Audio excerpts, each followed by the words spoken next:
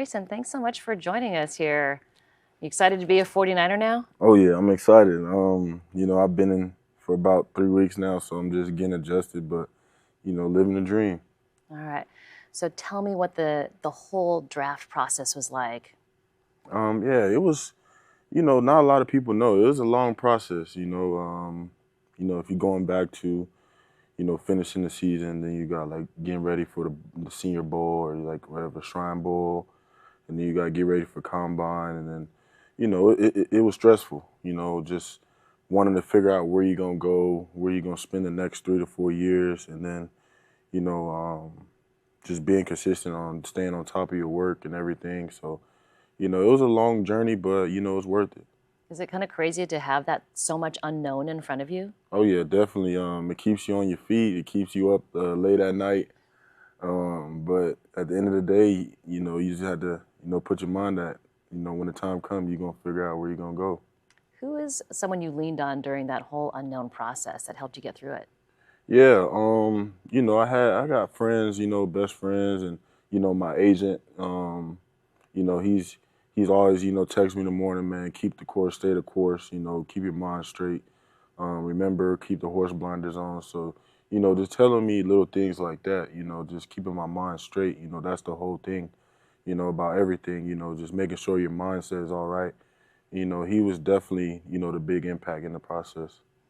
And your contact with the 49ers throughout the draft process, was it a lot? Was it a little? I said this in the last interview, but they asked me if I talked to the 49ers, and then I told them no. And then I thought about it. I'm like, I actually had a Zoom call with them. So It's all yeah, a big blur. It's okay. Yeah, it was a lot. So now I thought about it. I'm like, yeah, I had a Zoom call. Coach Cruz and then Coach Chris was in the back. So I had one Zoom call, and that was it. All right, you brought him up, Chris Caceric. Yes. He's a very unique defensive line yeah. coach and very, very vocal. Yeah. What has it been like to meet him? Oh, it's great. Just knowing that you have a coach that cares for the game, that cares for the players, and knows what he's talking about, and very knowledgeable. He shows us, film from when he coached, one of the best defensive lines in the league, in years. And you see that, and you wanna replicate it, and you wanna do the things that they did, and the only thing that is listening to Coach Chris and all the things that he's telling us to do, and just being consistent, being sharp at it. So being around him, you can tell like already he knows what he's talking about. He got a lot of energy. He'll get on you if he needs to, but he gonna love you up when he does. It's one of those things that people, I think, that aren't in the defensive line room don't understand, because all we see is him very vocal and yelling at practice. Yeah. What is it like being in the room with him? Yeah, it's nothing different. You mess up and you keep on doing it, he gonna get on you. But like I said, he's loving. He knows like you're gonna make mistakes. It's okay to make mistakes as long as you learn from your mistakes and you overcome. All right, so if I remember correctly, you were a Dallas Cowboys fan. Yes. Before you were drafted to the 49ers. Mm-hmm. All right, tell me what it was like now to be on the other side, to be a 49er, walking into this building for the first time. It was crazy, dream come true. I growing up, I did like the Cowboys, because my father, and it started actually fading away in college when I knew like I was going to go to the next level. And, just being in the 49ers facility is crazy. They got a great history, and just seeing all the greats on the wall, all the players that's been through here, that's going through the same thing that I'm going through now. And it's just like, wow, it's a dream come true as well. All right, so you've met Nick Bosa for the first time. Yes. He's kind of the leader of the room. What was that like? Yeah, y'all would have thought the first time I seen him, it would have been like a first time a kid has tasted candy or something. Yeah, it was surreal. I'm like, man, I watched him play, for so long when he was at Ohio State, and I was in middle school. Now I'm in the same facility, in the same room as him, and I can look to my left and he's right there. So it's crazy, but at the same time, you gotta have that mindset where it's like he's here to work and you're here to work too. So when the first time I seen him, I was like, wow. And then I told him, I was like, man, it's crazy. It's the first time match. I've been watching you for a long time. He laughed a little bit. And then it's just like, yeah, we grown men, you got to be here to work, ready to work.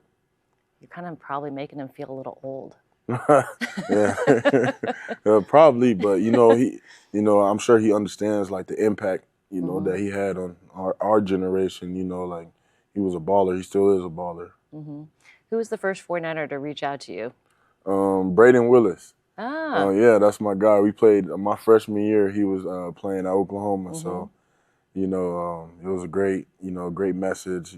He was excited. I was excited, and just to be back with my brother. What did he tell you about the 49ers? Oh, he's just like, you're going to love it. Congratulations, man. You're going to love it out here.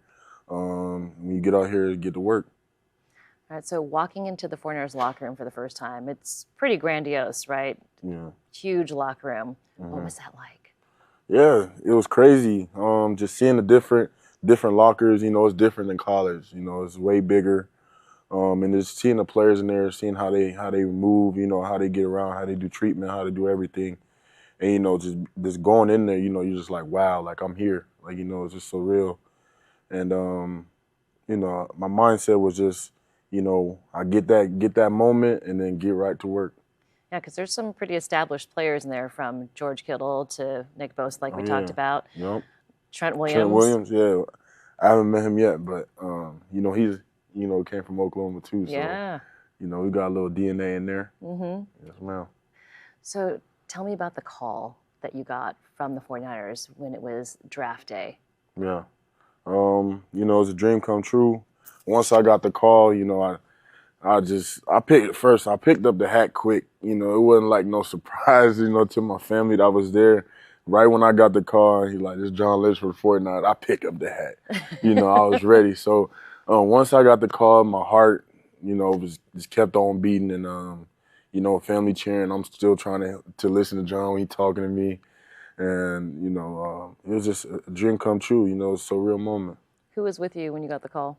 Yeah, my whole family, unfortunately I had a draft party, before that day, and, I didn't get picked, so just immediate family that was there the next day. Mm-hmm. Does that almost, leave a little chip on your shoulder? Oh, yeah. I've always been an underdog, whether it's my height, whether it's just all the stuff they say, but at the end of the day, this football. So you got to put your head in somebody's chin, and if you do that, then you're gonna make some plays. You're gonna do what you do. And my saying is, underdogs prevail. So, that's my mindset. And part of that journey at Oklahoma was starting out at defensive end and then needing to move inside, right? Yep. Tell me what that adversity was like. Yeah, just learning the different techniques. Not playing right away. You go in. Being a senior in high school, you want to go to college, play right away. For me, it was a different place. I had to move from defensive end. Where I'm talking to a defensive end coach, and then now I'm talking to a defensive tackle coach. And it's a whole different technique. You got to make different plays in certain areas. So it's like, learning that. But my mindset was like, overcome adversity, keep on going, put horse blinders on. And one day, when I get my shot, I'm gonna make the most out of it. And once sophomore year ended and that junior year came around, oh yeah, it was over from there. Nice. What are the 49ers getting in you? They getting a dog that can play ball. That has a chip on his shoulder, like you said, an underdog that's gonna prevail. What other positions did you play in football before you moved from defensive end to defensive tackle? Yeah, I played running back. I played wide receiver. I played tight end. My 8th grade year, I played quarterback. I was an athlete. Before I started hitting the weight room and I started getting bigger out of nowhere. And I was an athlete. I was a skill. I was at the skill, playing anything the team needed me to play. What kind of quarterback were you? Oh yeah, I could throw the ball, and I can run as well. So, if I'm reading that defensive end, he come in, I'm gone, and then if I got a wide receiver that's, 20, 30 yards down the field, I'm going to make that pass. So currently, Kyle Juszczyk is the team's emergency quarterback. Are you going to give him a run for his money? Oh, yeah, they give me a chance. Give me about 2 weeks. I'll be good. When you first started playing football, how old were you?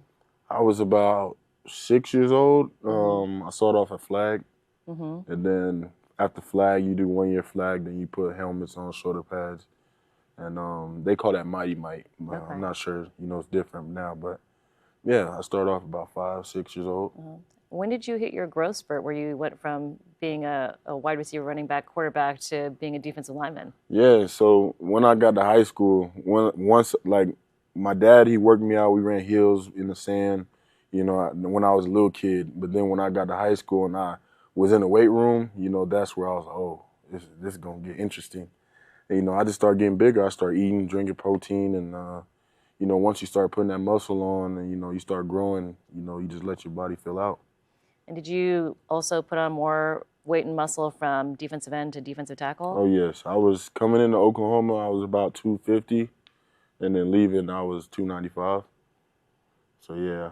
And then, high school, I was playing, tight end, wide receiver as well, so I got some experience. Oh. Yeah. So at the end of practice, right between where everybody does positional warm-ups to when people start doing group warm-ups, I think Trent Williams actually throws the ball and he tries to hit one of the trash cans that holds all the balls. So, yeah. Yeah, I'm going to have to talk to him and see if we can get a little competition going, whether it's some shoes or something, because I know he got some. Now that you're a 49er, looking back at that 7-year-old kid, what advice would you give him?